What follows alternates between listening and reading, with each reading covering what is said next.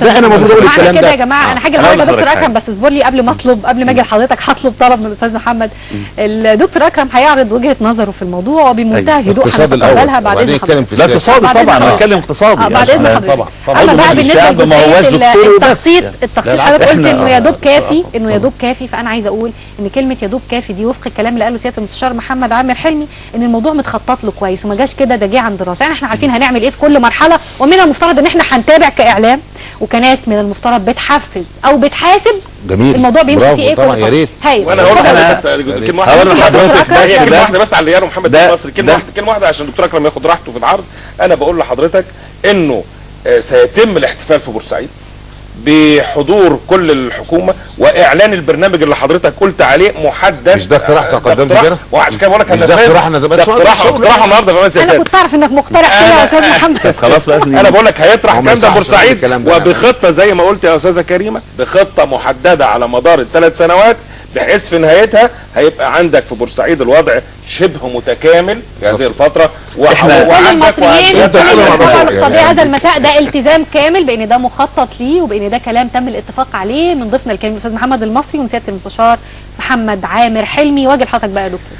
احنا يعني تاريخ الحكومه مع الشعب البورسعيدي السيء هو اللي بيخلي الناس تقول اللي قاله الاستاذ البدري في يعني ايه سيء؟ بمعنى عدم التزامها بتنفيذ. تمام. يعني سنه 86 تم تشكيل لجنه اقتصاديه لتطوير بورسعيد. اسال الوزراء دول اجتمعوا ولا لا؟ من 86 ل 2008 ما اجتمعوش اجتماع، اللي هم اعضاء اللجنه اللي هيعملوا تطوير لبورسعيد. ما حصلش في خلال 12 سنه او 13 سنه. ده وزاره النقل، دي وزاره النقل بتدور على مواني مصر. اسالي على الميناء الغربي، فين الميناء الغربي؟ مش محطوطه في خطتها، مش محطوط في خطه وزاره النقل. الميناء الغربي، الميناء الغربي اللي هو بورسعيد الاساسي، اللي هو اللي داخله بيدخل وبيصب مباشره في الاقتصاد القومي، اللي هو لو ما تمش تطويره مش هنشغل ناس، هنسرح ناس. اللي شركه حاويات بورسعيد اللي هي الوطنيه اللي هي بتاعت بورسعيد بتنحدر بالمناسبه للشركه الثانيه الدنماركيه اللي في شرق بورسعيد. احنا مع شرق بورسعيد، مش ضد شرق بورسعيد، لكن رئيس الوزراء لما جالنا في بورسعيد قال ان الفيز 1 بتاع الماستر بلان بتاعه اللي هو قاله هينتهي بعد 4 سنين. يعني هيبدا هيتثمر ما اتكلمش عن شرق بورسعيد الا بعد 4 سنين. يبقى انا الغي بورسعيد ازاي؟ وازاي انا وافق، انا كمواطن، انا كنايب، ازاي نقبل ان اقلل الحصص؟ انا اقلل الحصص ازاي؟ هو بورسعيد دلوقتي كويسه، بورسعيد شغاله بنسبه 40% من استيرادها الحقيقي. الان بنستورد بالقانون، القانون اللي هو كان تم خصم 10 25 لما طلعت مظاهرات في بورسعيد وناس زعلانه 40%. دلوقتي بنستورد بنسبه 40% من القيمه الحقيقيه المتاحه لشعب بورسعيد. دي 88 مليون اللي قال عليهم؟ لا، هو 62 السنه اللي فاتت بس كانت 82. ليه؟ لان فايض بتاع 2007. ممكن اوضح النقطه دي عشان بعد ما نخلص 62 مليون بعد ما نخلص تقسميها على 70 و7 تطلع 88 مليون دولار. بس عشان تبقى فاهم يعني. عشان يبقى احنا بنتكلم لا انا فاهم طبعا. لا انا فاهم كويس جدا. لا يبقى ما تغلطش في رقم انا قلته عرض. لا انا بتكلم صح. لا انا بتكلم صح. لا انا بتكلم 62 مليون مش نقطه اختلاف على 70 و7 تطلع 88 مليون دولار تضربيهم في 5 جنيه. لا تطلع اكتر من كده. 400. مش عايزين نحسب في الحسبه دي عشان ما ندخلش في لا بس عشان تبقى لا فيها رقم تاني جدا. تعامل الحكومه اذا انا بس عشان اعرفه هقول لك بعد كده، هقول لك بعد يا استاذ محمد. يا استاذ محمد هقول لك بعدين عشان بس ما نتوهش الامور. لا ده صح طبعا، صح. انا بتكلم لا انا اعرف كويس جدا. انا كنت اخدت وعد من الاستاذ محمد ان هو هيكون هادي لحد ما نعرض وجهه نظر. بس اتكلم صح. لا انا بتكلم صح طبعا. لا حضرتك مش هتتاجر بالناس، يعني مش معقوله يعني. لا انا بتاجر، حاضر، انا هتاجر بالناس. فالوضع اللي موجود دلوقتي ان الوضع سيء جدا. الوضع الجريمه زادت في بورسعيد بنسبه 40%، واحنا بنستورد ب 40%. الجريمه زادت، الكساد شديد، الوضع متدهور، الوضع الامني نفسه منقول، الجريمه انواعها اتغير، ناس بتسرق حاجات غريبه، المحافظ عنده البلاعات بتتسرق. فاذا انا عندي مشكله. فالمشكله لما المعلومه اللي بتوصل لسياده الرئيس معلومه مش مظبوطه. بقول لحضرتك انا قدمت تعديل القانون في السنه اللي فاتت، المحافظ ما حضرش، المحافظ السابق، والحكومه ما جاتش وما تمش نظرها. قدمته السنه دي، تم دخوله اللجنه الاقتصاديه يوم 16/11، هيتناقش يوم الاحد الجاي. لما جت التقرير اللجنه الاقتصاديه اتعرض في مجلس الشعب، وكان المفروض يناقش الحد اللي فات عشان الناس ما تعيش القلق اللي هي فيه ده، قالوا رئيس الوزراء هيجي هيقول لنا حل، ما قالش. عملت طلب لائحه مع الرئيس مع الرئيس، وقلت له ايه الرساله اللي عايزين تقولوها لشعب بورسعيد؟ ايه الرساله؟ الحكومه عايزه تقول ايه؟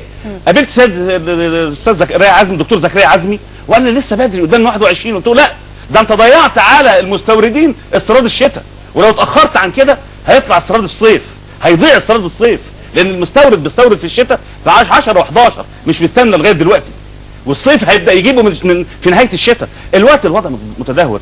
انا لا اقبل ان اقلل النسبه الا لما اجد فعلا ايجابيه فعليه في بديل. لا يوجد بديل. طب اسمح لي يا دكتور اكرم، انا بس هطلب من حضرتك ان حضرتك برضو يعني تهدى شويه. انا هادي جدا. ليه كده يا استاذ محمد؟ وطرت انا هادي جدا. لا انا ما توترتش. وهاخد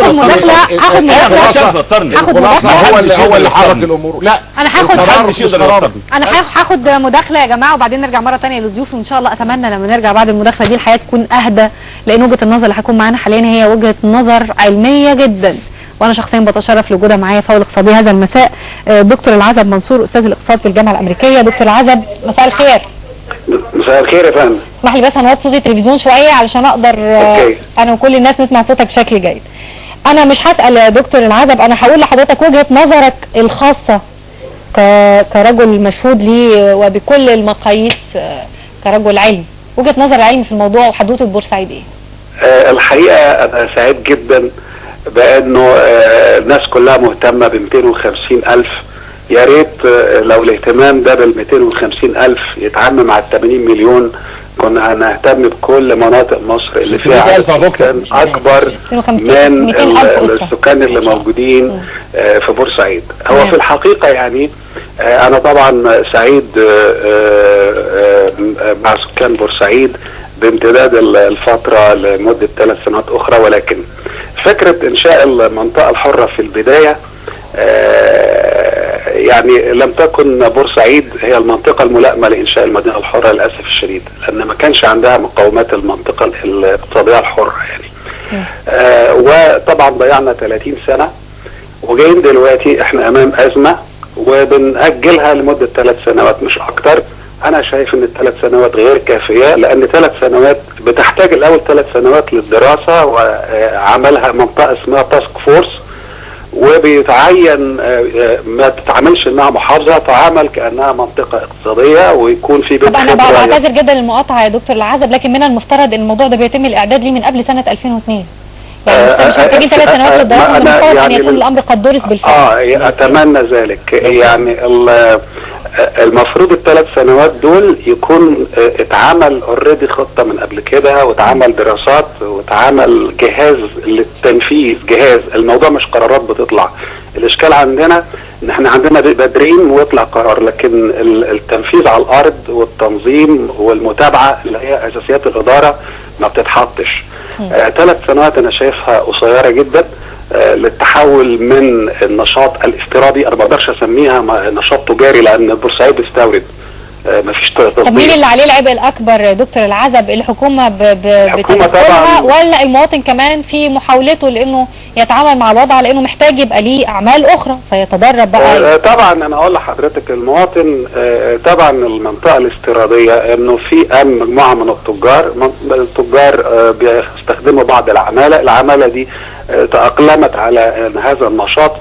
المواطن نفسه يعني ما يقدرش يعمل عملية الريسايكلينج بسرعة. يعني الحكومة لابد انها تعين جهاز اقتصادي اسمه تاسك فورس للتعامل مع ازمة بورسعيد، وهو يديرها بالتعاون مع رجال الاعمال الموجودين اللي كسبوا وتربحوا في ال30 سنة. طبعا هي 3 سنين كافية للتجار انهم يغيروا نشاط، لكن مش كافية للسكان اللي هم بيزاولوا نشاطات انهم يعاد تدريبهم وتعليمهم وتوجيههم وانشاء كيانات اقتصاديه جديده في 3 سنين. كل ده يحصل ده يعني لا مؤاخذه، يعني في علم الاقتصاد مش 3 سنين كفايه، ده 3 سنين دراسه. التنفيذ عاوز 5 سنين عشان انا شايف الكلام ده كله من 10 ل 15 سنه. بورسعيد فيها انشطه كثيره اخرى. تعتقد في حاله تحفز اهالي بورسعيد وتجار بورسعيد وان الحكومه دلوقتي اخذت يعني امر مباشر بسرعه البدء عشان التحول التدريجي، ان ده ممكن يساعد ويخفض الفتره ويضغطها لان 3 سنين تصبح كافيه بعد الدراسه؟ لا طبعا انا شايف ان ده كلام نظري جدا، يعني 3 سنين مع احترامي الشديد، لان حضرتك على ما تاخدي تصديقات وتمشي بالبيروقراطيه في مصر وتاخدي اراضي عايزه سنتين. طب وفين رجال الاعمال هيجي يستثمروا؟ هيستثمروا في ايه وانهي نشاطات؟ هتاخد فتره كبيره جدا. بورسعيد لابد انها تتوسع على الظهير الصحراوي للشرق. بورسعيد لابد يتعمل فيها منتجعات سياحيه. بورسعيد لازم تبقى ميناء كبير يستقبل سفن، يقدم خدمات للسفن. بورسعيد محتاجه استثمارات، محتاجه حاجات كتير جدا. انت محتاجه حضرتك يتروج لها مشروعات، تعمل مشروعات وماكيتات وتتروج داخليا وخارجيا لجذب ونشوف ايه اللي يصلح لها. هل مصافي تكرير بترول، ولا اسمده زي الاخ فرغلي ما كان بيقول، ولا ينفع ان احنا نكتفي بمنتجعات سياحيه وانشطه صناعيه خارج المنطقه السكنيه وصناعات غير ملوثه للبيئه؟ هل صناعات خفيفه، غزل ومنسوجات وما الى ذلك والتصدير؟ ما يبقاش كل همنا ان احنا نستورد ونهرب للداخل. احنا عاوزين يبقى في، احنا محتاجين خطه متكامله للتعامل الامثل مع موضوع بورسعيد، وحضرتك قلت عليه ازمه بورسعيد، فاحنا محتاجين فعلا ان الموضوع يتحط فيه تكاتف. وحضرتك جميل جدا اعاده تاهيل الناس بتوع بورسعيد، مش تبقى مهمه الحكومه بس لان الناس مش تقدر تعمل ده، لكن على التجار اللي اشتغلوا وكسبوا وعملوا حاجات كتير جدا خلال 30 سنه اللي فاتوا ان هم يتدخلوا في الموضوع بشكل ايجابي. طبعا دكتور العزب منصور استاذ الاقتصاد في الجامعه الامريكيه، كل الشكر لوجودك معايا ضيف كريم.